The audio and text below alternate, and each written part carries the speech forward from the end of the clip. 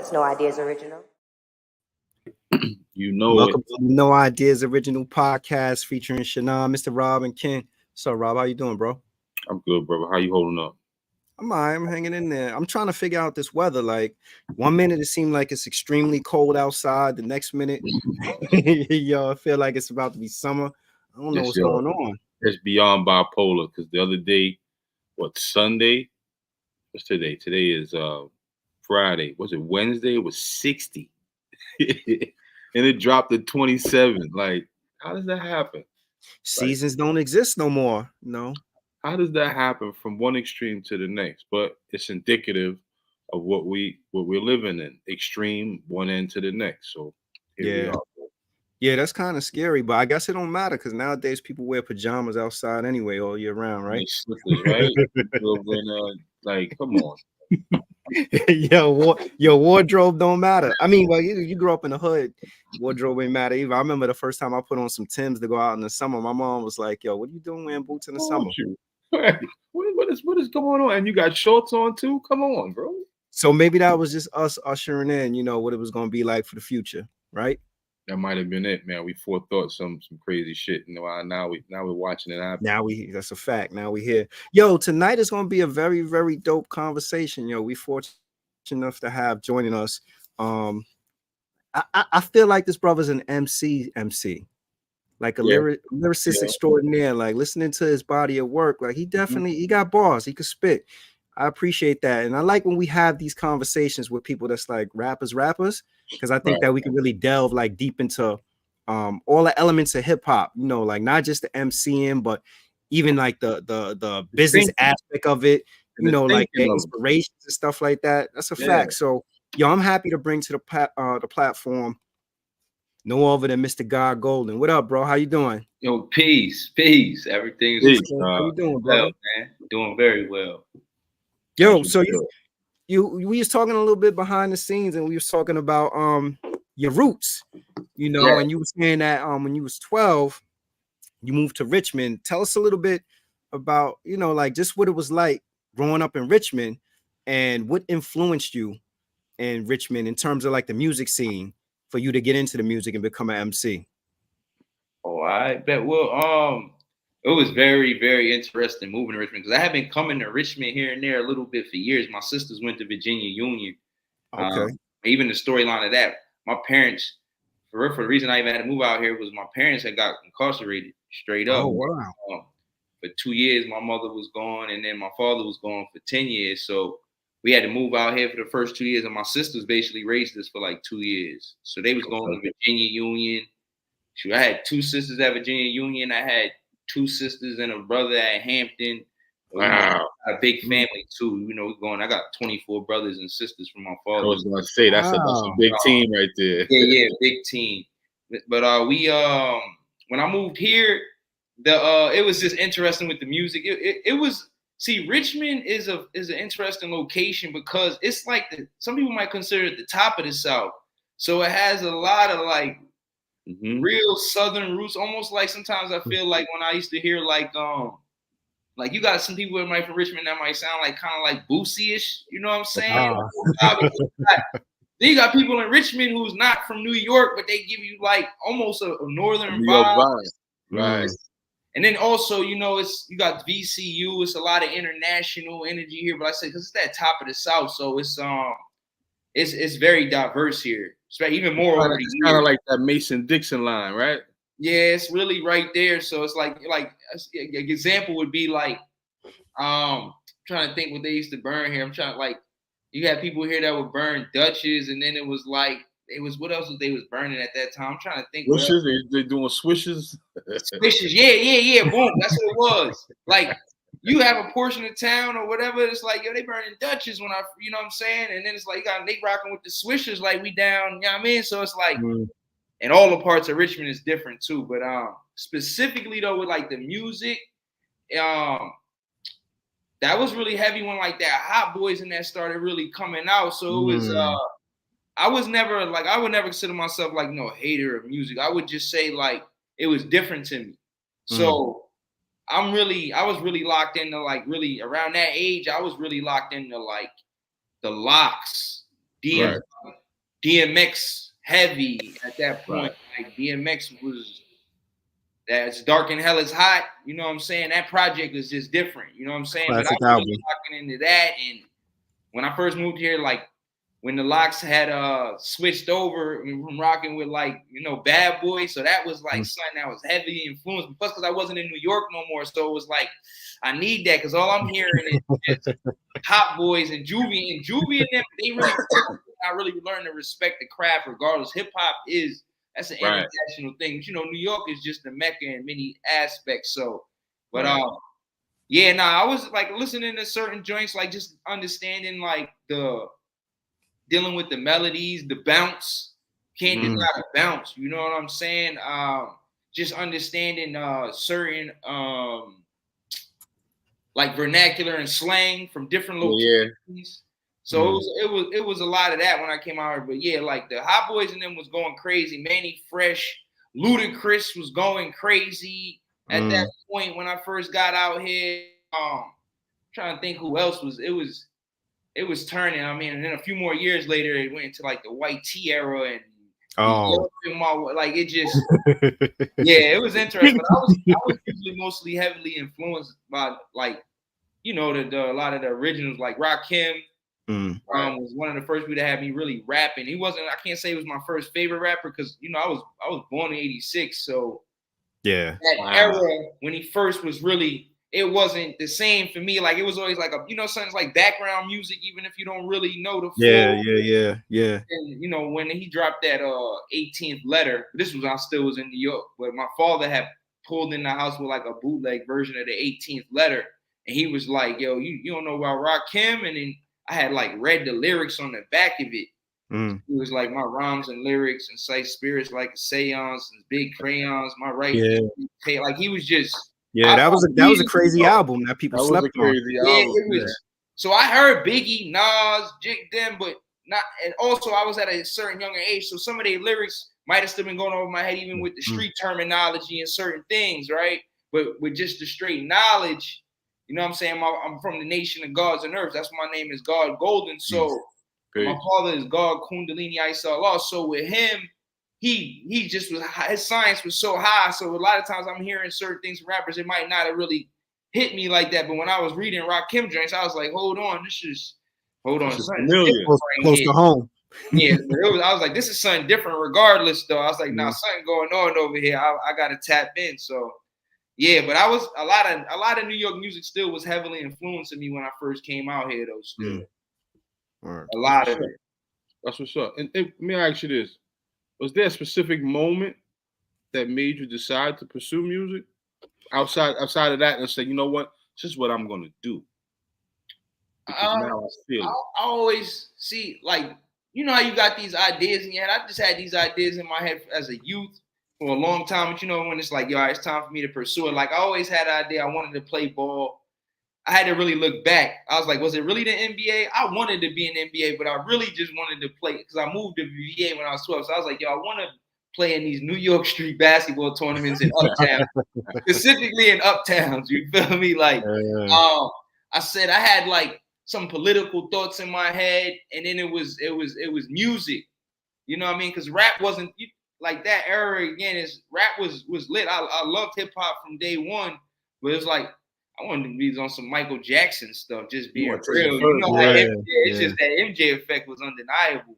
But when I moved to Richmond, though, it was a lot of people from New York that was like rapping, or from up north, from Jersey, from New York, just moving out here. And we had this like crew they had. It was called Thorough Assassins. This is around like 9th grade because I got here in 7th. By 9th grade, though, I'm at a school and just the place where I live at. Everybody from New York, so a lot of New York transplants, man. A lot of New York transplants. You know what I'm saying? So next thing you know, we got some crew. This is heavily on the internet age too. This is like the start of it because I went to school in Henrico County, and this was like the first school in like the whole United States that was giving the students the laptops off the gate. This is like 01 or you know what I'm saying? So they giving them the MacBooks. Right. This was heavy in that Mac era with the, you know, right after they had them The blue, the back, the MacBook. It had the iBook with the color joints. The with color screen, yeah. Then they hit us with them laptops and the MacBooks, and it was the introduction. Yeah. You got all this energy, young energy, you know what I'm saying? So we on like this, it was this website called Jay-Z World. And a lot of people from Virginia know what, like, especially in this area. Like I said, every county and school, people didn't have it. So it was like, it was a joint called Jay-Z World. They used to be, you know, key styling. That's what you call it when you freestyling on the computer. Like it was heavy. I'm talking, it was probably like 10 rap groups from my school. We had white dude, Tony Soprano. Like it was, and they was chilling in there. Though. I'm telling you, it was up. It was really up on that thing. And all the mixtapes was on there. Like all the, you know, all the clues and joints when they was just dropping, it just kept hitting on there. And then it sound familiar like that Piff. Remember the everything right on that era. Yeah. It was right around that era. And my man, his name is I call him Lougie, Tristan, but he had a cousin named Sycamore. Y'all remember? Of course. Sycamore. So that was his cousin. So he just had all those Sycamore instrumental CDs too. So I was getting exposed to a lot of music like that early before you even hit a song. Like what's that? The Kanye Through the Wire was an example. Like I'm hearing that. The beat itself, I used to just wake up in the morning and the beat. I wasn't even listening to his song like for like a year. I feel like. Yeah. Then I got into the song. But it was the hip hop culture here for real, like it was serious. It was kind of serious when I really look back at that. And then I got in a battle with a dude. How was that? How'd that turn out, Lord? Nah, for real, because I was really on basketball. So this the thing. They was my dudes and them was in it. And I knew I was gonna rap, but they didn't know I could do what I do. You know what I'm saying? I had the crown on around that age. You know what I'm saying? I was really short too. So you know they just how people just put you in the box. They don't know until they hear me do it. So now I had a battle with this dude. And he nice too. It's my man. But I was like killing them with. I knew they just in general the landscape. It was a lot of rapping, but I was like these joints ain't. They not really doing. It's not gonna really kill me. They don't got nothing to really kill me with. So I think one dude I killed them with, like his name was Ace the Kid. It's my guy though. Listen, it's my man. I probably drop some music with him in the future. But like that's the disclaimer. Yeah, he's nice because this is the thing. He was from Virginia, and this is how I'm telling you how nice he was. He hit me with a bar when I was in 7th grade when I first got here. We at the lunch table. He rapping. He was like he said some line like, yo, you know, like one of the lines like, niggas with no hands is feeling this. And I was like, oh, snap, they can do that down here? I didn't know, like I said, because I'm in the South and I'm hearing dudes like this, but I'm like, wait, hold on. So, Peace, Ayatollah, what's up? Producer Ayatollah is locked in. He on the IG. Salute Ayatollah. Yeah. Ayatollah from New York? Yeah. I wonder if it's Ayatollah. I don't know, maybe not. But producer dude. So he say that. So when I battle him, I'm like, I know I gotta at least say something to punch. And I only use rap like 2 bars, but his name was Ace the Kid. So I was like, yo, y'all always talking about an Ace the Kid. I put an ER to his name and erased the kid, and they just like, they just lost it on the bus. They didn't even know I could, especially they wasn't expecting it from me either. He just, you know what I'm saying? You know how people can rap, and it's like, okay, you're spitting bars, you're saying something, but like I said, when I threw his name and I hit him with that, it was just he was ready with it. It was a rap. Yo, then, you mentioned. Go ahead. Finish what you're saying. I was gonna say that, but then I kind of like I didn't never stop rapping, but like I said, I was really more so I was locking in on basketball, looking to do that, and then also it was kind of messing me up with people with they taste the music around there. You can hoop too, Lord. I mean, a party with it, but you can hoop too, Lord. I see. Yeah, I see. I've been getting back to it, man. I had an injury some years back, so I'm just catching a nice rhythm back into what I'm capable of doing. But I appreciate that. But nah, it was a funny era during that time too, as far as like between there and like getting up to like right to college, where it's like my guys that I was cool with was like telling me stuff like they didn't like Jay-Z and Nas and stuff like that. And it was just messing up my head with the whole hip hop stuff, just being for real. I was just like, all right, man, I'm about to play basketball. If y'all don't like, if they don't like these guys, They like them franchise boys. It was heavy on that. You know? 50 was killing though, so it was a lot of 50 love. They still like Jadakiss and them here, and they're fabulous. But like I said, when they were just saying they wasn't really rocking with like Jigga and Nas and certain people, I was just like, I don't. Because the complexity of it, some people don't want to really, take it to a high level. Let me ask you this: you mentioned you was that you was born in '86, so like in that era, the era that you was born in, and like you said, it may have been background noise, like vicariously you may have experienced it, but there was a lot by way of like rap around empowerment.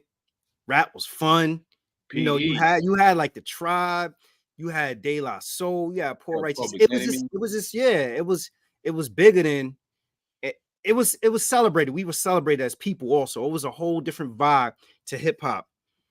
Right. I'm wondering from your perspective, like based on your age category and your experience with rap, like what do you think led to the shift in terms of from going from rapping about empowerment, knowledge, and being conscious to what we have now? I think that can be pretty complex in different directions. Just because we start talking about like the relations of and the relating of lyrics, but a lot of that came with like the business side of it. You know what I'm saying? The business and there's just no denying that. All right, so I be thinking about music, somebody in art. They were saying about how art and you can relate is done for other people. You know what I'm saying? To express how you feel, but it also helps people heal and know, okay, someone else can relate to me. Someone else can see it like this. So when I think of like hip hop, it's like, even if I'm talking about something that may not be positive, a person can relate to it, doesn't mean I need to like punch on that over and over. You know what I'm saying? And a lot of that was done for as far as the prison, what they call the school to prison. And with the ownership of these different labels and the connection of that and the shares in that and the share in the private prison right complex, like those things where some people say it's a conspiracy. It's not no conspiracy. It's straight what it is. It's down the map. It's like, yo, if I get them to listen to this and they're committing these acts and it leads them to there, that's money in every direction. So that just sounds like it may not be positive business, but it would be considered good business depending on the person who's making that decision. So a lot of that deal with like the what they call it, the capitalistic, the negative capitalistic aspects. I'm not against any form of making money and things of that nature, but it's like, all right, what do you don't care if you feeding the people anything, huh? It's like I'm not that. So my follow-up to that question that I wonder sometimes though, what responsibility do we have as consumers? Because in order for it to be capitalism, you need somebody to buy it.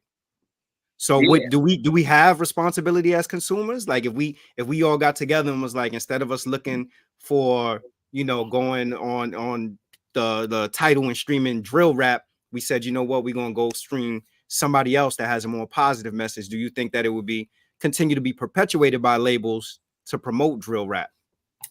So I think it's a fine balance with that, because again, it's still entertainment and it gotta ring to a certain extent dope, but it's a science to this though, right? So it's like a lot of times where something might not even really be good, it's just catchy. You can't deny it's the reason it's a hook. Don't mean it's a great hook, don't mean it's a good hook. It just hooks you, and now you're singing it, and that was because it's a science of the music and that vibration playing in your ears. But my answer to that is definitely we as consumers, we as a community, we got to check ourselves. I'm not saying there's never a time to have fun. I'm not saying that there's not going to be any relation to sex, money, drugs, violence, because these are part of aspects of life. But it's like, all right, what are we, what is our balance with that?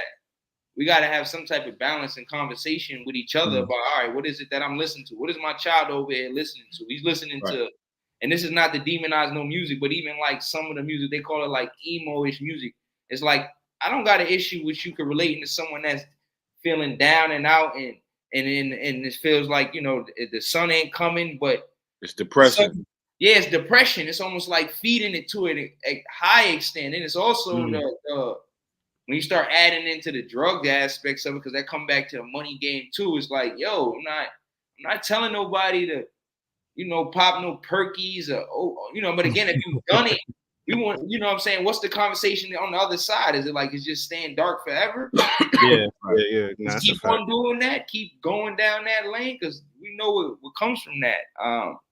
Yeah, I mean, I got even a story about that though, and this again, not to vilify no types of music. People make their decisions for what they do.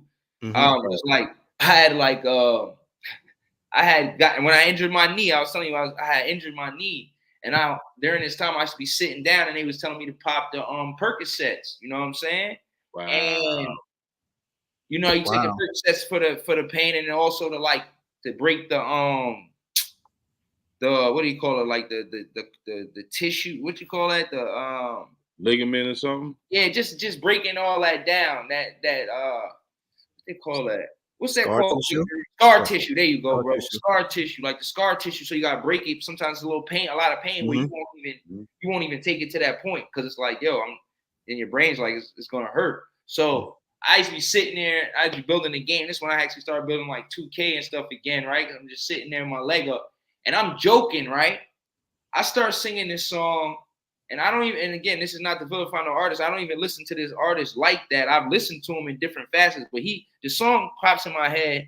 I can hear them Perkies calling, and I'm singing it, but I'm joking. I'm really just joking though. Like in my head, I'm joking. But then once I said it, like a couple times, I'm like, am I joking? Right. Man, I do hear them calling. I think the Prince is tapping in, like, yo, pop me a few times, whether it's like, whatever it is, because I don't even feel like that drug stops pain. It just feels like it creates some type of It's a neurological block. It doesn't stop pain. It blocks the neurologic, like the receptor. You see how easy it is for you to follow that? Like you heard it and it just sunk in. And I've heard older guards, because my uncle's an older guard from the 70s. He said, yo, people will be hard. They're hard to be led in the right direction, or the wrong direction, easy to be led in the right. And I think about that, like, yo, son, you can put something out there and people will follow it and won't ask no questions where did it come from. But if it sounds good and it tastes good, they're going to consume it. And I think that's really what happened when we left from the 80s, 86 to 89, when we getting Public Enemy, Poor Righteous Teachers, KRS-One. We getting knowledge upon knowledge, bro. That's what raised me. It kept me on a straight path. Like, I wanted to become an advocate reader, because my uncle told me the first degree was knowledge. Oh, that's all I need to know? That's it? I just need to acquire and use it? But once that went out the window, we started popping bottles. We're in Versace, hats is tilted to the side. Now you flashing money. Yeah. It ain't no more about who's God and what's in your life, and what about my sister? What about my mother? Now it's about me. So music, and using music as a tone, it projects an energy or vibration to some people in a lower vibration, where they gonna follow what they hear, and they just gonna follow. I remember listening to Laffy Taffy and actually repeating that when I was younger. So I can't believe you admitted that aloud, wow. You know what I'm saying? It was serious, man. That joint was shake that, laugh it. I told him in the sub, shake that, laugh it, tap it. Shake that. That's what it is. Do the squeaky leg, all of that. You can't deny the math though, because even when we talk about the old classic joints, they were still dope. So it's like you can't. The beat is hard, so it's like, okay, I might not like. Let's just say the lyrics are just negative, right? It's just what it is, right? But if it got a melody, programming, the beat drop and make you move. Or they got a visual that make you might pay attention and might, you know what I'm saying? Brother fly, shorty looking well endowed. Now they, you know what I'm saying? They tapping into experiences. It's going to wrap in. You feel me? It's going to wrap in, especially depending on the strength of your mind. My brother on here too. That's Big Al Harrison. Peace, bro. Oh, peace, brother. That's my brother who I was telling you was up in that region. He up in the New England region, up in Rhode Island. He nice. Peace, salute, bro. Just thinking, like, even like having this conversation, I think a lot of it comes down to, because I do feel like that we do need the balance, right? Yes, I think it comes down to like the individual and their ability to use discernment, right? Because you could go see like all kinds of movies, or you could go to, the Museum of Natural History or wherever, and you can consume different types of art. you know, but how do you use discernment so that art, like art can be influencing, but you also have to know like what exactly, you know, how it influences you. Like there are experiences that we have and things that we see that we say like, all right, I've learned from, you know, I listened to Cool G rap, and as a result of Cool G rap, you know, there are people that's like, all right, he told his story, and because he told the story, you know, I understand that it's for entertainment purposes, and I don't want to go that route. But then there are other people that's like, yo, I listen to Cool G rap, and everything that Cool G rap has said is inspired me to be with the stuff that he said in the record. So, you know, it's like it's where you are in terms of your brain and the ability to use discernment and understand the difference between entertainment and reality. And some people, you know, sadly, some people struggle with that. No, I mean, it's serious, because even myself at times I get to the point where it's like, yo, I mean, I think you hear Jay-Z say it sometimes, like it's only entertainment, but that statement, you know, can be taken in quite a few different directions. But it's entertainment. It's like I don't got an issue, quote unquote, watching like The Godfather, but that don't mean I'm necessarily about to look to use all them tactics. I'm gonna take the best part. Facts. And but like you said, that discernment a lot of times takes a certain level of understanding. But if the bottom line of understanding isn't really speaking to that creates a huge challenge. Everybody don't gotta be on the same like intellectual level or this and that, but it's like, all right, like you're saying, during the 80s, 90s era, it's a lot of peace, it's a lot of love, a lot of energy, a lot of self-love, it's a lot of knowledge of self. It's still dope dancing, it's a lot of, like you said, celebration. So the energy, the vibration was really on the up. But when the vibration that's being really consumed heavily and being plugged in is what it is, it just creates a challenge. And you know, it's a conversation that just needs to be spoken on many levels. You know what I'm saying? Because music is art, and art it plays a part in the community. It's always going to play a part in community. The artists go back in time to artists. You know what they call them, the griots, and you know what I'm saying? They're very important to the community always. Right, that's right. What do you think are some of the greatest tests you've had or challenges in your career in the last decade? Really, just staying focused and sticking to what my purpose is. You know what I mean? I think it was a few years back, my cousin was just hitting me, and he was like, this is quite a few years back, because I just had quite a few children in the last few years. I got another one on the way, actually. But congratulations. No, I appreciate that. You come from 24 brothers and sisters. Yeah, and you're about to make another 24. God bless you, bro. Hey, you know, we just gonna go one at a time, man. You're like, yo, easy, Rob. Easy. Yeah, yo, it's real, but just sticking to what your purpose is within this art. You know, like I can even have balance for myself too. It's like, I think like early in my career, I was doing a lot more song vibes, and then I got to a space I'm like, yo, they don't know I can spit, man. You think I can kill these beats? But then it's like, then there's an arrow energy. It's like, yo, I'm not even feeding the women right with my art and my ability. So it's just really sticking to what my purpose is, with my passion as a whole. I'm a fan of the whole level of hip hop. So it's like, I don't gotta be this type of rapper, you know what I'm saying? If I got a love song, I got a love song. If I got a joint where I'm just cutting off heads in a lyrical space, and that's what I'm doing. If I got a joint where it's just about uplifting, boom, that's what I'm doing. I just want to make sure I'm doing it to the highest level that I'm capable of. So that's really was one of the challenges, just and being comfortable with what I make. You know what I'm saying? I don't gotta, you know what I mean? You don't really got to think about it too much. Just being comfortable in what my message is. It's not really going to be the same as everybody else. I can speak on ways of relating. And that's something I've been working on, vulnerability within my music, as they would call it. At the same time, it's like, yo, I got to say stuff a certain way for it to work with the people. Because if I don't, then then I'm leaving a void out there that's not right and exact. There's teaching. This is a space of teaching for me too. So it's like, I gotta make sure I'm doing what's bestowed upon me, my ability, my gift to connect with the people, and make sure I do it my way. Because if I kind of try to copy it or do it or just doing it for this whatever reason, it's going to water it down, and also it just takes away from what the whole purpose is. Yeah, it's interesting. Go ahead, Rob. Go ahead. Let me add on to that, because there are two songs that I love that you made that now that I've heard them, They're in my playlist, and I know one of them I'm gonna play on a religious basis. But the first one is Herbal Tea, Purple Trees, bro.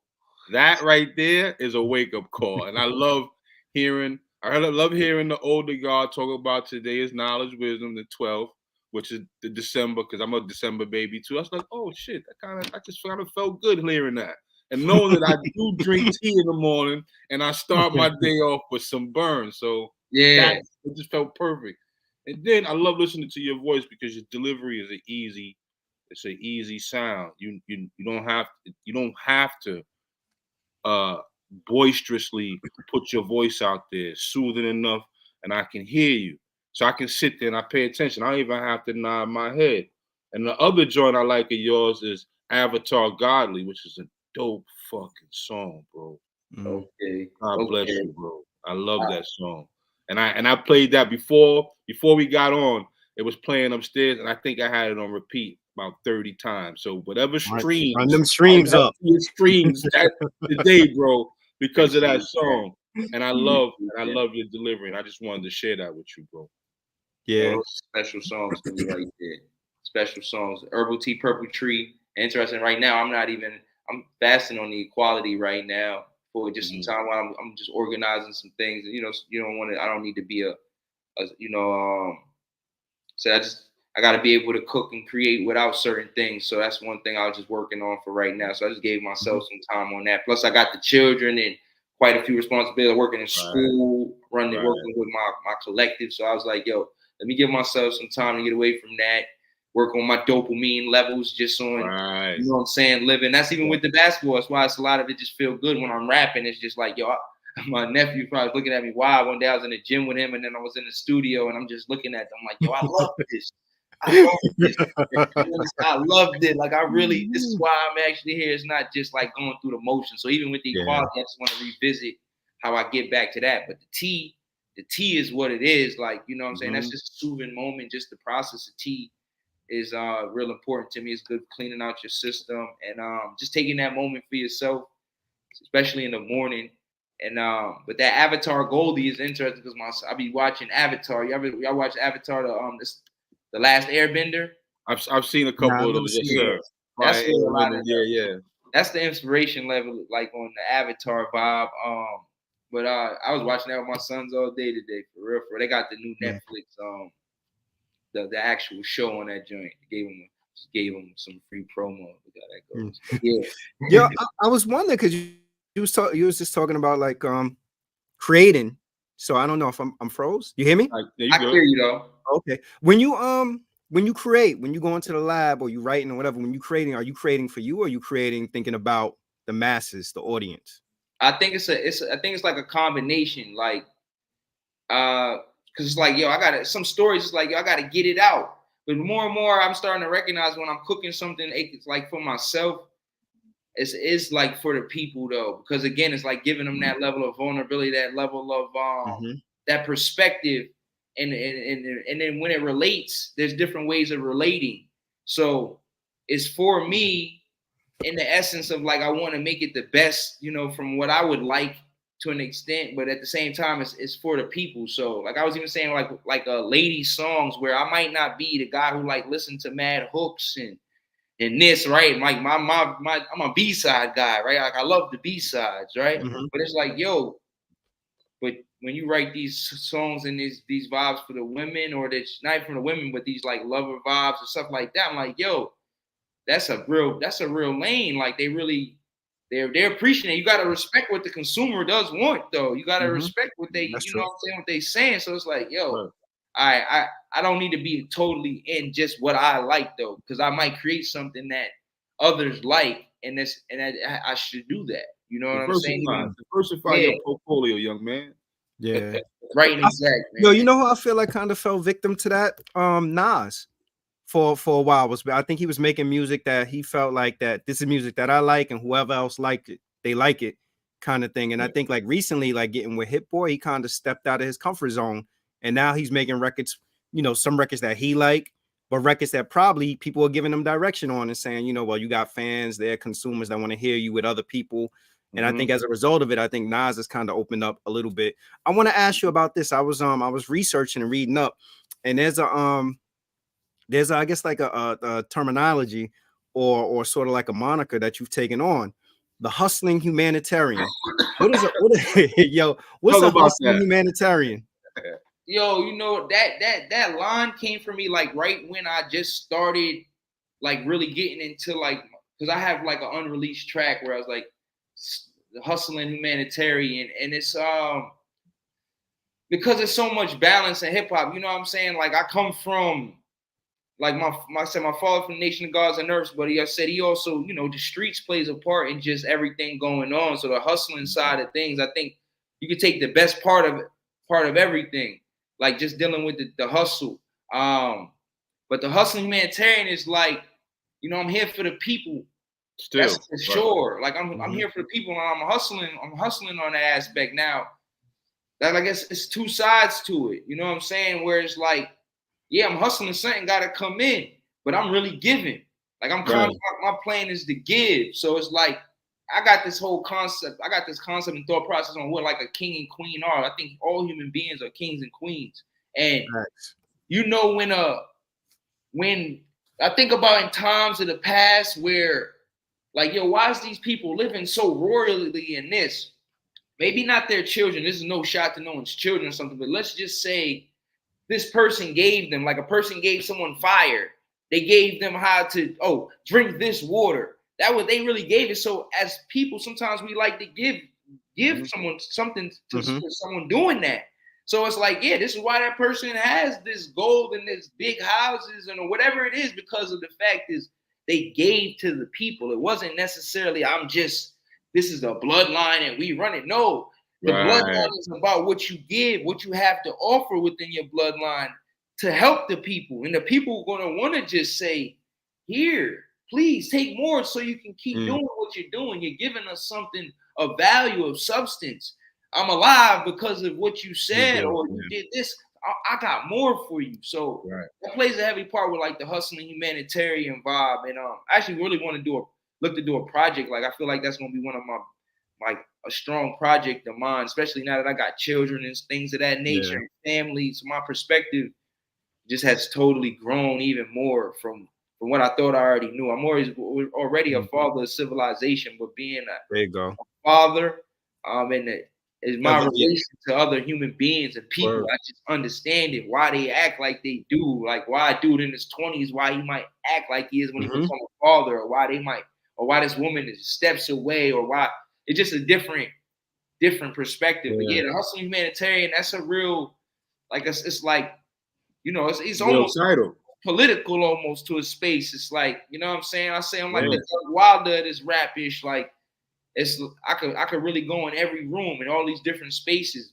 But yeah, that hustling humanitarian, I'm glad that you grabbed that moniker, because I am gonna keep pushing that. Yeah, nah, you should. No, that's a dope title, man. Because you hustling means you moving, you making things happen, but you're not forgetting about civilization and humanity and how important it is for them to be cohesive with one another. So I like how you put that together. Talk about the creation of Control Entertainment. What led to that? Well, and the acronym too. Yeah, bet. That's very interesting, because Control wasn't even started for like an entertainment quote unquote purpose, right? So I'm a member of Kappa Alpha Psi Fraternity Incorporated, right? From Virginia Union, and while I was looking to become part of the organization, it was looking like it wasn't going to happen. There was like a suspension thing going on, and I didn't think it was going to happen. But in the midst of about to be joining that organization, something dawned on me about the power of just like organization in general, and the specific brothers that were about to be on my line brothers. I was like, oh snap, this dude got this sector. Oh, this person got this sector. Oh, this guy got this sector. Oh, this guy got this sector. So I started like thinking, okay, so what if I don't join Kappa Alpha Psi? What would I do? How can I contribute? How can I work with an organization? Because I wasn't really big on fraternity, joining a fraternity life anyway. That wasn't necessarily something I had went to school really thinking like that.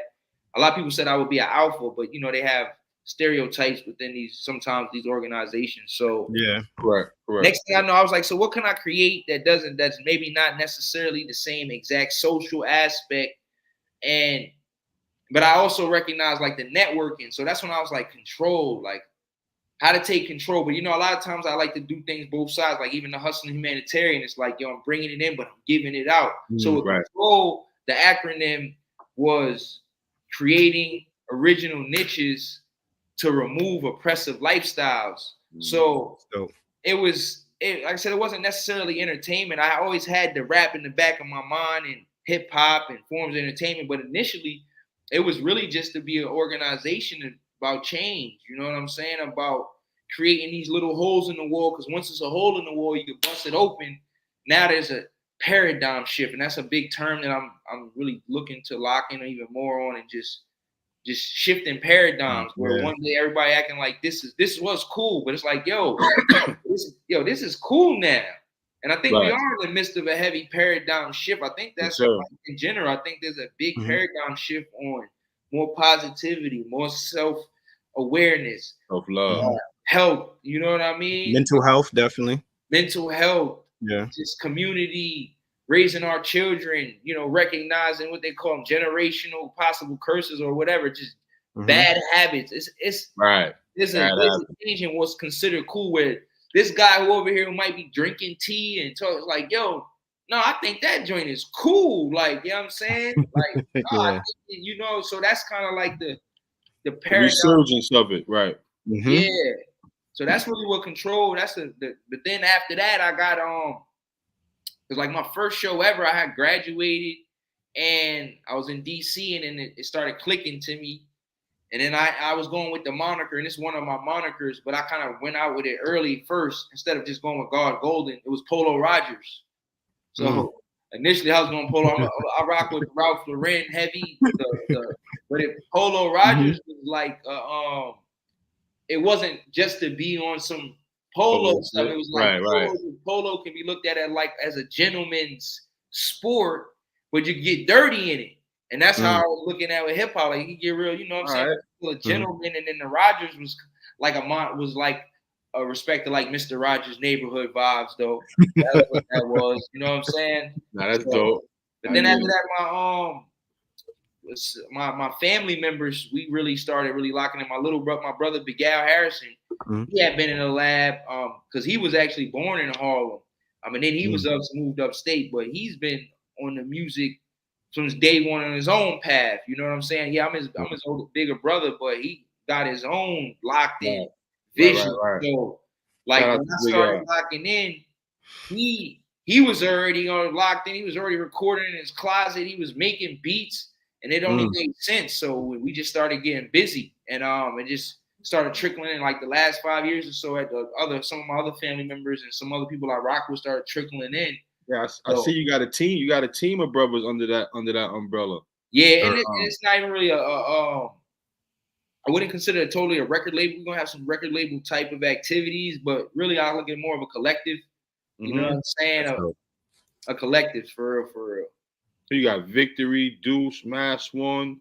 I see you got some brothers on there, which is dope. So it's good that y'all working together to do that. Deuce. Yo, how has your music evolved since your first track? I think I'm a lot less thinking about it because like when I first started rapping, I didn't want to be, because I like all different types. I like a lot of different types of raps. Like, so I'm a B-side guy, but also I didn't want the rappy. Like, you want the jingle jangle joints. Yeah, just like he's just rhyming. So initially, I felt like, with making music, I felt like I could go any direction, right? So it's like I could make anything rhyme. I could just come up with rhyme.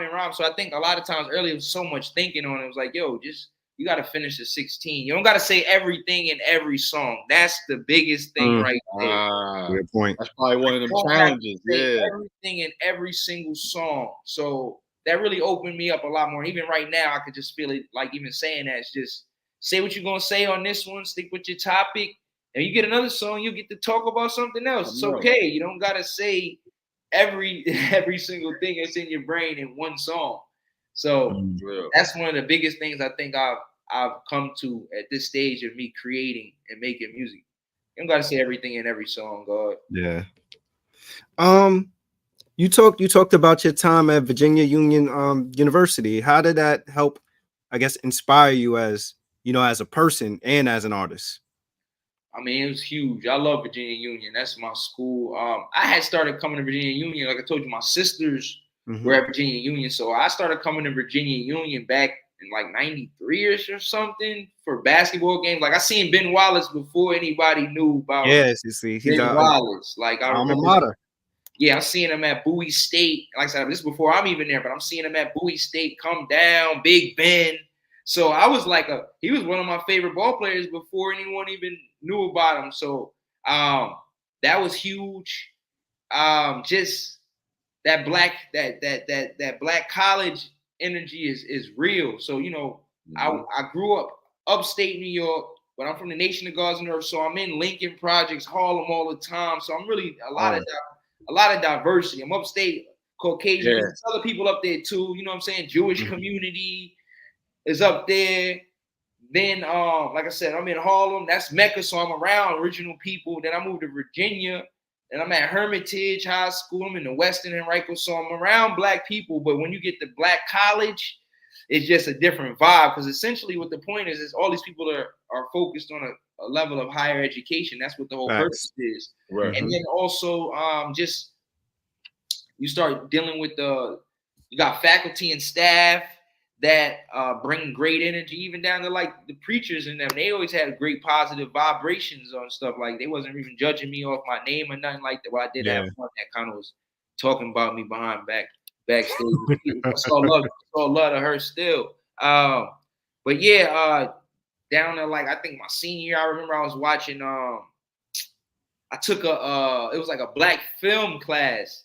Like that's one of my favorite classes. I'm glad I took it. I took some black world history classes, but the black film class, that's when we was going heavy into like Gordon Parks and all of them, and Coffee and some of my some movies and stuff that I had. You know, what's that? Sweetback's Revenge.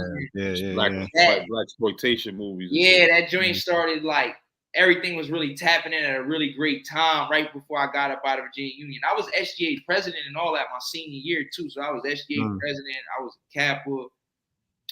Bro, you meant to be a humanitarian, God. Go, yes, sir. It's in your line of sight, God, for real. It is there. It played a heavy, man, but just that black culture is amazing, man. That just the camaraderie of the schools, because it's really a family thing. You start recognizing this family. So yeah, Virginia Union shaped me a lot. Yeah, that's what's up. Yeah, Rob. I don't have too many more questions. Oh, I do have a question. What is your current? How do you feel about the current state of hip hop? And if you do feel that if it's going away, is it lacking anything, or is it right where it needs to be right now? I think it's right where it's supposed to be at, with the influences of things. And like I said, it comes back to mathematics. It's like, certain things is ran by engines. You can't deny these engines. So like, man, you're dealing with algorithms on social platforms. You're dealing with the ownership of certain labels. But I think the collective consciousness of people is back, like raising. It's like they want to know what's going on. You know what I'm saying? So if they're getting fed it, they might choose that over consuming the other side, because they've been overfeeding them that so much. You know what I'm saying? So it's like it might be this perfect time for a lot of like positive energy and yes, sir. There's a vacuum for it. Yeah, because it's like it's not saying it's not existent, but it hasn't been on the forefront. It hasn't been being fed. They really got away from it. Like, we're not trying to give nobody I know I can be what I want to be. That was like a real radio. Has there been many joints like that over the years where you're saying stuff like that, shooting the nose off the Sphinx? I don't even think I've heard anything on the radio like that. Yeah. Nah, it's not. Yeah. Nah, They're not in the business of promoting that because they know in turn what that will produce. That will produce a healthy, wise people. So we got to keep people slow and a little lethargic, a little off, and you know what I mean, and keep them going with just the subtle things. Give them subtlety of this, a little bit of that, but we don't want to invigorate or encourage them to think for themselves. And that's just been a trick that's been given to us from day one. You know what I mean? And the moment you step out the box, you become the outsider or the pariah. one. You know what I mean? You're the one with the target on your back. yeah. Mhm. You know, and I'm happy that the vacuum has happened. That we've dug ourselves so deep in the hole with the misogynist and the other kind of music. Yeah, it's gotten clingy and people have learned to it, but there is an awakening happening that is pulling brothers out. And I like where hip hop is going because underground and indie per se, there are a lot of artists that sound so good, but Mhm. they just need the light. They just need, if they want the light, because some people are doing it for the love and don't really care about the light. No, I don't want that. Just I A want to put great my point. music out. I want to be creative. That's a lane too. But there are babies out here who need to hear that, who need to hear, I Mhm. know I can be what I want to be. Who need to know, you know, the black man is God, who need to know how to respect women, who need to know how to eat right. I just came off a 28-day fast of just fruits and vegetables, and I lost 17 pounds. And I shared that with the whole entire 28 days. And I can't even imagine how many people started hitting me. Yo, Rob, what juice you use? How much fruit you use? Just from doing that, awakened Yeah. a bunch of Yeah. people like, damn, I need to do that too. You know what I mean? So putting that more into the atmosphere versus what we know, the perks and all of that, and so on and so forth. There needs to be a change, and I think it's definitely happening. Yeah. Yeah. I agree. What I guess the other thing I was wondering is now with artists having the ability to go direct to consumer and labels being less needed, how important is ownership? Like is it important for an artist to have complete ownership over their music? And what are the perks of having ownership over your music? I think ownership, even with the understanding what control, because that plays a part too. It's like with me with hip hop, and I look back at certain times where I was like, yo, somebody might say, yo, you could have probably tried to sign with somebody, or you probably could have did this. And I don't think that's always a negative thing. Because again, you might need there is aspects that can help possibly raise the space of your platform. And The fact. sometimes that's a give and take aspect with that. Again, it still forms a business. But the just signing your joint away, those days got to be over because that's just not. This is property. It's like giving Mhm. away your real estate fully, and we're knowing that this real estate, you can eat off this real estate right now, and your youngins can eat off this, and your community can eat off this. You have to have there's a certain responsibility on you to manage that Yes, sir. appropriately. So that's something I'm just focusing on even myself. I like the direct to consumer energy now. I mean, you really got to conduct good business because a lot of times dealing with these labels and stuff, they're just conducting good business a lot of times too, whether you agree with it or not. It's a machine, and there's certain things that's definitely getting done. So, but the ownership, like, I'm not saying I would never have certain things and maybe license it all for a period or stuff. Right. But you want to Right. own Right. it because that business acumen and utilizing it. So you got to make sure you pushing what we got. I got to make sure I'm moving these products that I have, but at the same time, not be too close-minded on just saying I got to own every piece of it 100%, which is something I've grown Yeah. from the past. But at the same time, you want to control it though. You want to control what you got going on. Don't let it something just take it and now it's like, oh, it's gone. I don't think that's intelligent for Yeah.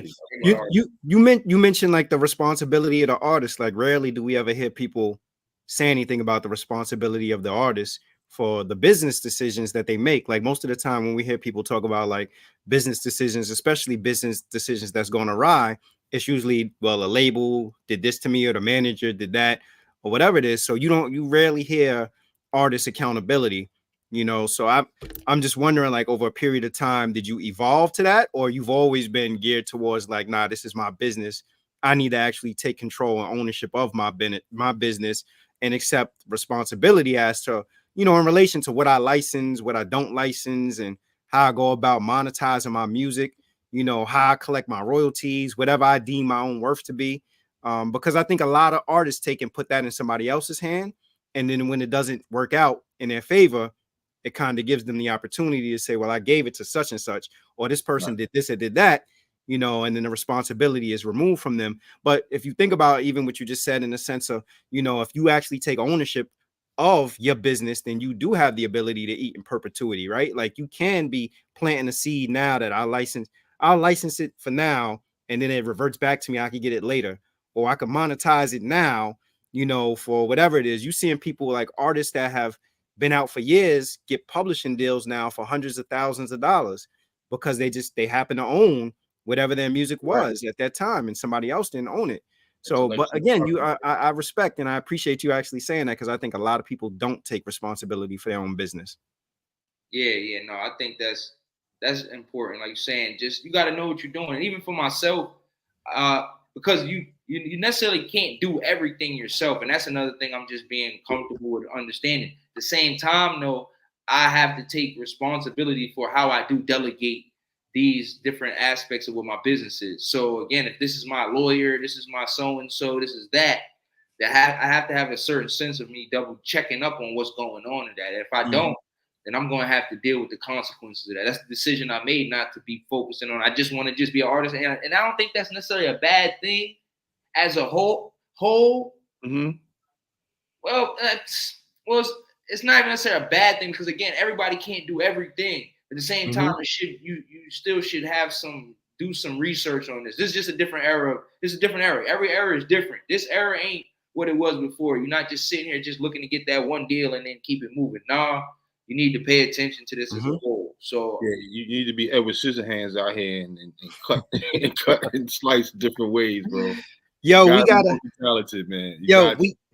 We got a game that we play around here called Give Me Five. So I'm gonna hit you with it. I want you to give us 5 rappers, 5 MCs that just, you know, for the average person, not the average casual, like 5 rappers. Rappers, some rappers, like not the top guy. Not they're not saying they're not top guys, but some behind. All right. So how you call it? Hold on. Let's dwindle this down. So not the prototypical Nas, Jay-Z, Tupac, they excluded from the conversation, and Biggie. Those 4, right. Everybody says those. Yeah. What's his name is up there now. It's hard to say him these days. Jadakiss was always one of my favorites. He was probably one of my favorites before Jay-Z, but now you know what he is. We know him. Let's think some amazing artists that I was listening to, because I like to go back and really pay attention to the artists who I was listening to at certain points. One person,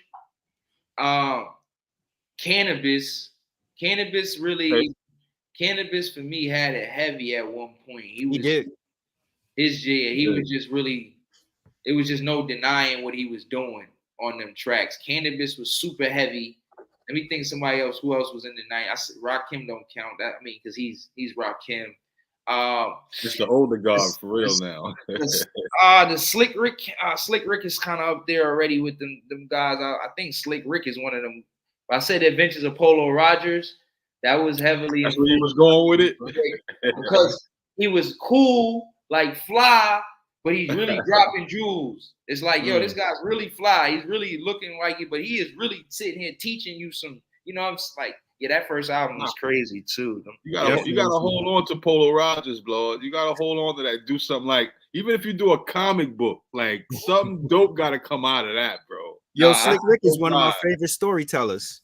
Yeah, as an MC, Slick Rick is different. I had to revisit him again in different stages, and I'm just like, oh, I don't know how he didn't have. I know he had a lot of different legal situations starting going, but it's like even with like Nas and Jay-Z, that whole the way they be rapping, I'm like, yo, they took this over. This is Slick Rick's voice, like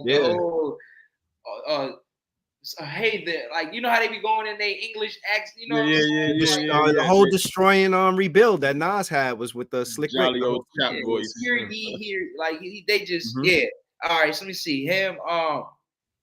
yo, Grand Poobah.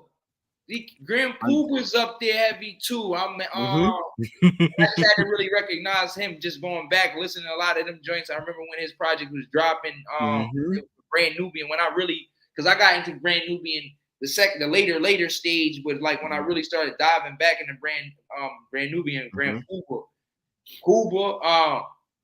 We said about him earlier too. Y'all mentioned them, and he's really elite. Wise Intelligent. Intelligent. Yeah. Wise Intelligent. Yeah. People sleep on that brother, bro. And I remember, I think it was I think Jay-Z said he battled him, if I'm not mistaken, in his book. I think that's the brother, because he was going to Trenton, and you know, Poor Righteous Teachers, that's where they was at. So Wise Intelligent was. Yeah, he was. Yeah, he was definitely one of the ones. I'm trying to think who else pops in my mind. I gotta get his book. I keep hearing good things about Wise Intelligent book.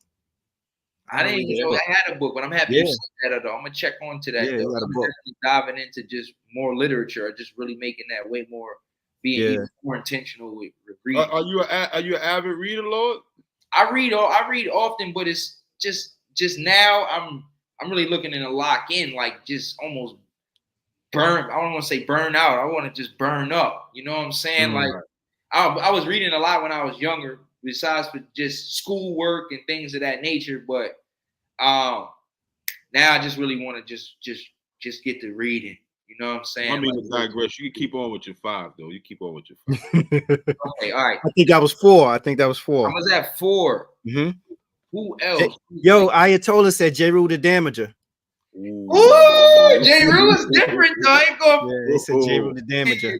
Ayatollah, where Ayatollah at? Killing yourself. Yeah. That and CL Smooth. He said CL Smooth too. CL Smooth. I caught on CL Smooth and them a lot. Like, that's one of them background joints where I might not was listening to their albums like that, but he's just legendary. Somebody said something to me about CL Smooth, and I did a track with Smooth the Hustler actually too. No, Trigger the Gambler. Trigger the Gambler. All right, 5th.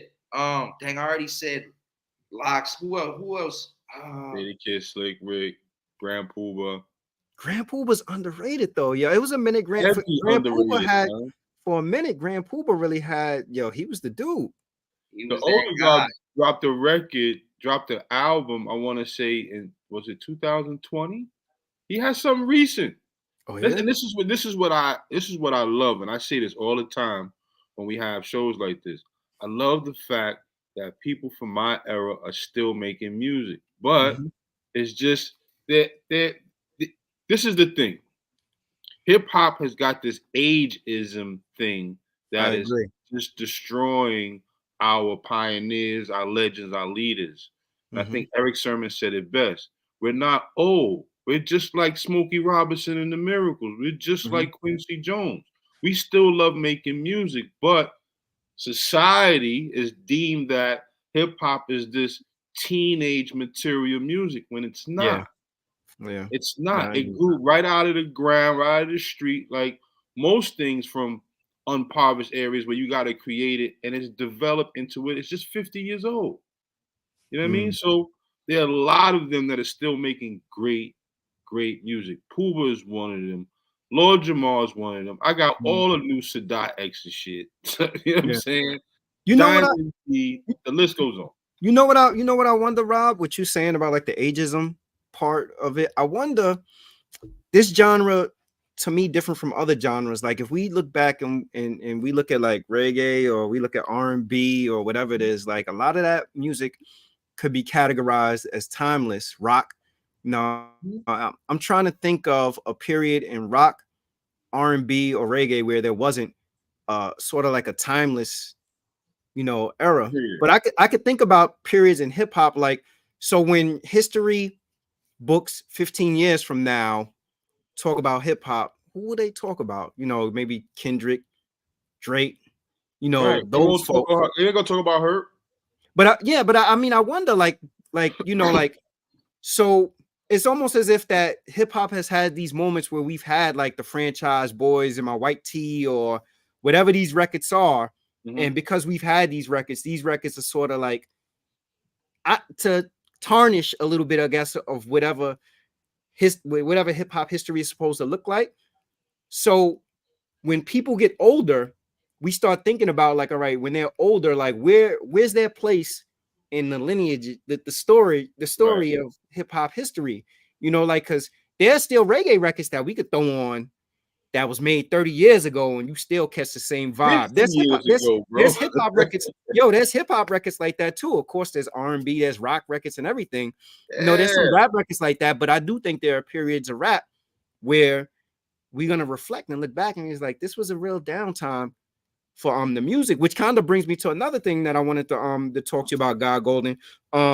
You know the drill, the joint you got, you know the drill, and drill rap culture. You know, why do you think drill rap culture was so easy to infiltrate in the inner city? Like it spread like wildfire. Well, my perspective on, again, this is not to vilify any form of music, even the drill music. It's just saying what I see with it. You know what I'm saying? Like I work in the schools too. I've been working in the school system for a minute, so I'm really I'm with it. I done worked in DC. I done worked in these other places even before the quote unquote drill was.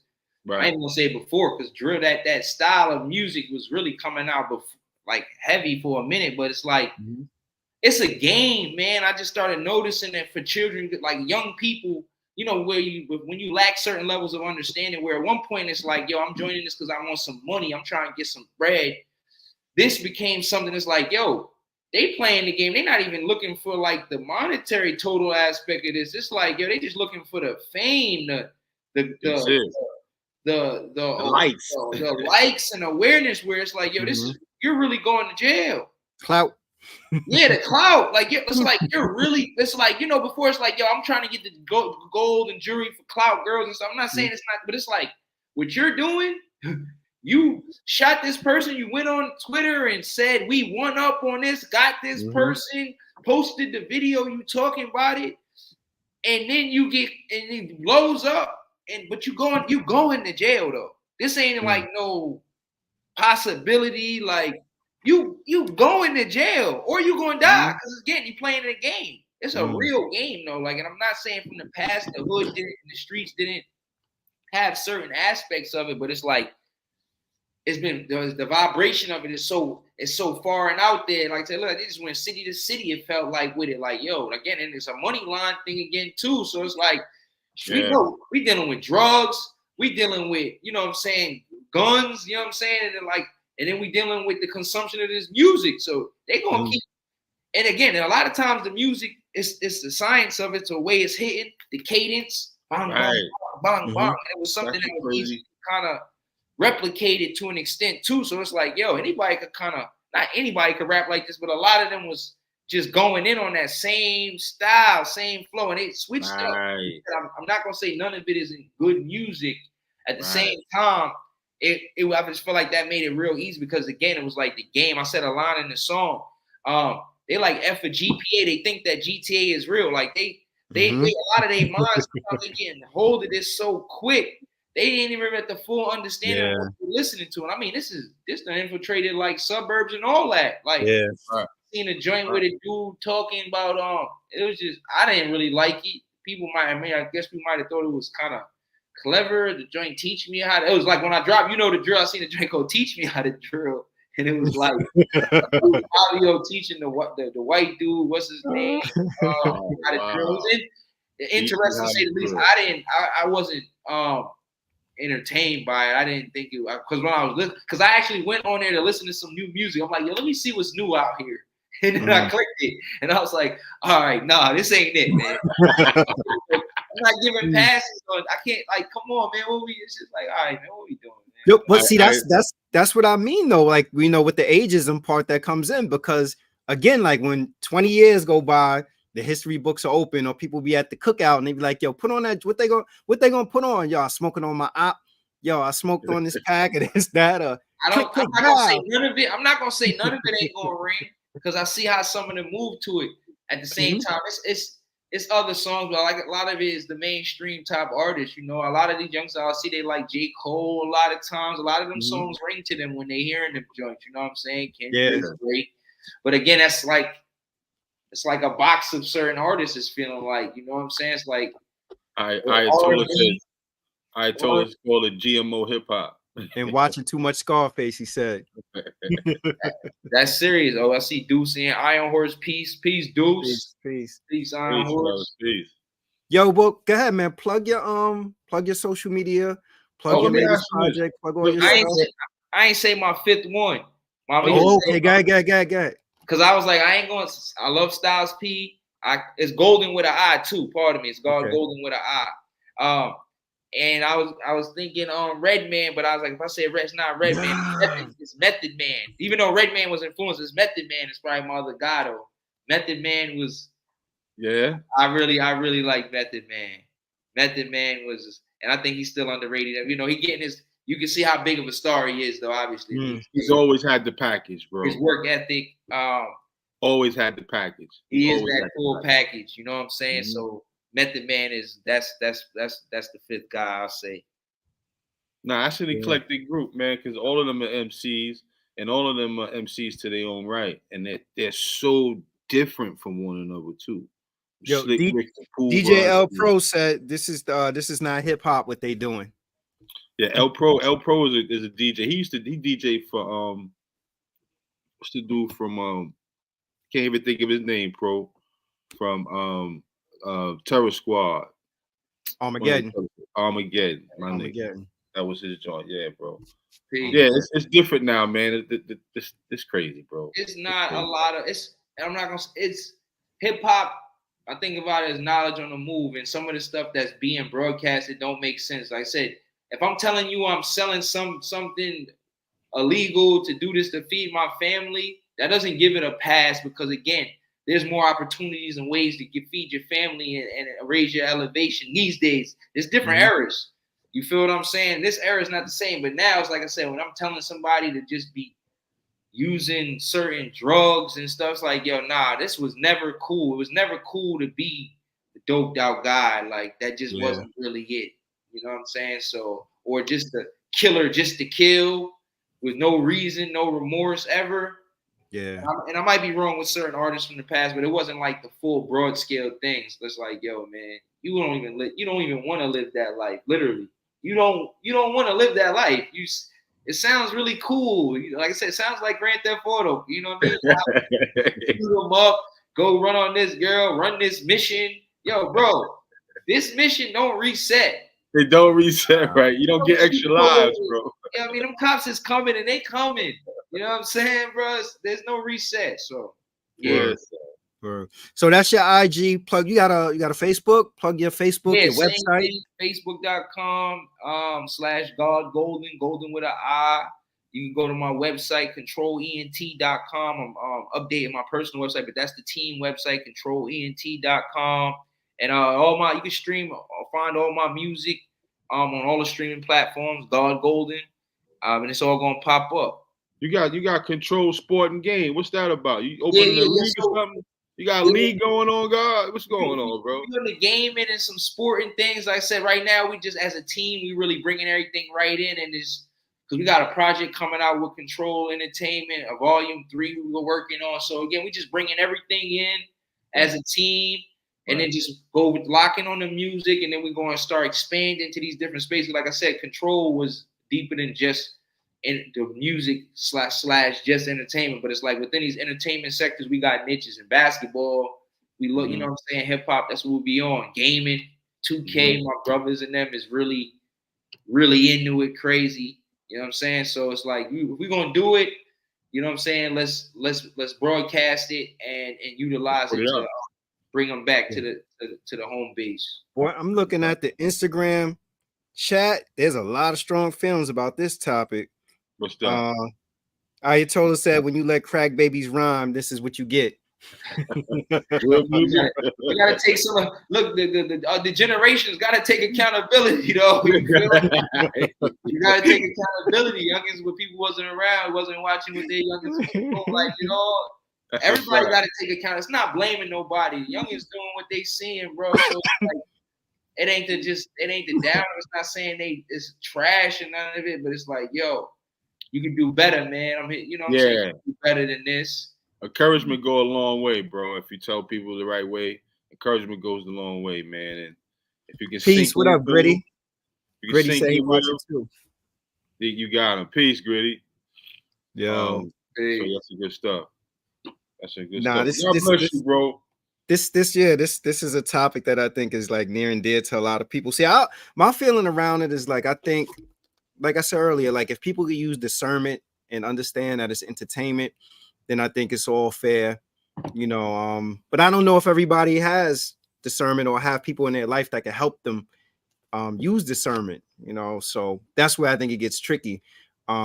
And then I think the other thing is that sometimes, like, our approach, like almost what you were saying with the accountability piece, sometimes our approach to having these conversations with youngins could be kind of harsh. Like, you know, we always come into them as a higher level authority figure than actually trying to have like a dialogue with them. Like if you always come to somebody as the expert, you can't always expect them to be receptive to it. Like you got to be, there has to be a conduit, like a give and take. You got to be willing to listen and learn. You can't just always be, you know, I'm always dropping the jewel. Everything you say is wrong, you know. So that's the part I think that sometimes we encounter a barrier and we're unable to break through, and hence we get the drill rap, and you know, or we can't have a dialogue about what it's actually about. You know, I always reflect back to some of the earlier music that I listened to, and the stuff that I listened to when I was younger is nothing in comparison to what they're saying on records now. But even then, my parents like, damn, like, yo, they saying that on records. Yes, sir. Nah, yo, I give you an example. What you said was very important, even for myself. I got nephews and certain things I'm telling them. Sometimes he plays, I'm like, yo, you gotta turn that trash off, man. Yo, I can't do that to my ears. Not working, right?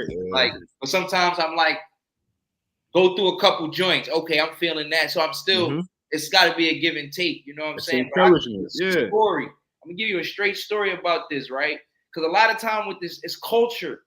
It's not necessarily hip hop. Because again, it's just like a game. I got a student, right? But some of these people ain't making it even for really music entertainment purposes. They making it because of the situation going on outside.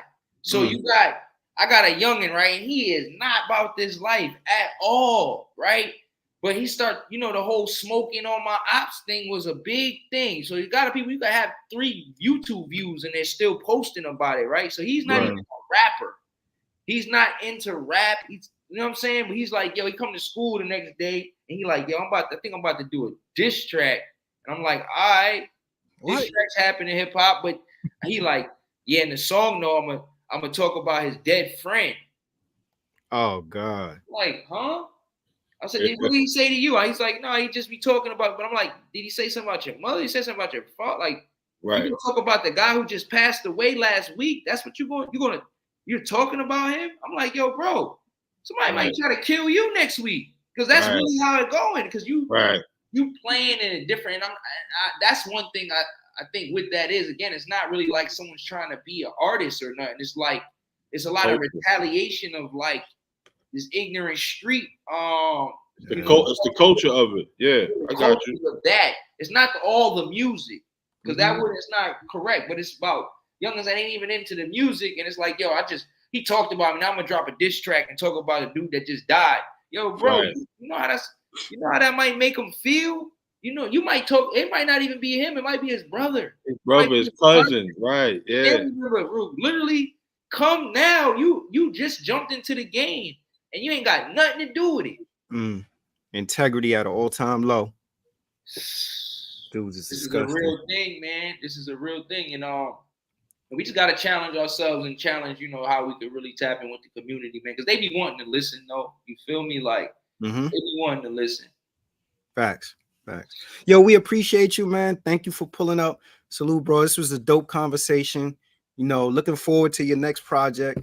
We want to thank everybody for tuning in tonight. Also, make sure you following us on YouTube, hit the IG, follow God Goldin. Any last words, Rob? One last word. It's 3 words. Muhammad spitting comets. My God, I love you, yo. I love you, bro. I love you, bro. Oh, that VI is precise. Yes, sir. Yeah, that's crazy. Yo, man. Yo, your lingo catches me. I'm like, what he say? Hold on, God. I appreciate that. I love y'all, man. Yo, this is one of my favorite interviews I ever did. It just hit how it hit, man. So I'm grateful for the opportunity to get here to speak with y'all and y'all communicate to me in this facet. And I just look forward to building with y'all any other way if y'all need to work with me or anything like that. I didn't say this. I do got a project coming out probably within another month or so with Shay Noir. Y'all know Shay Noir? Y'all heard of her? That's no, I haven't heard of her. Buffalo. She's from Buffalo. Shay Noir. She's super tough, but she produced it's like an EP, 4 tracks, but she on one of the joints too. So once I get that in order, I'll make sure I get that to y'all early actually. Word. Appreciate you.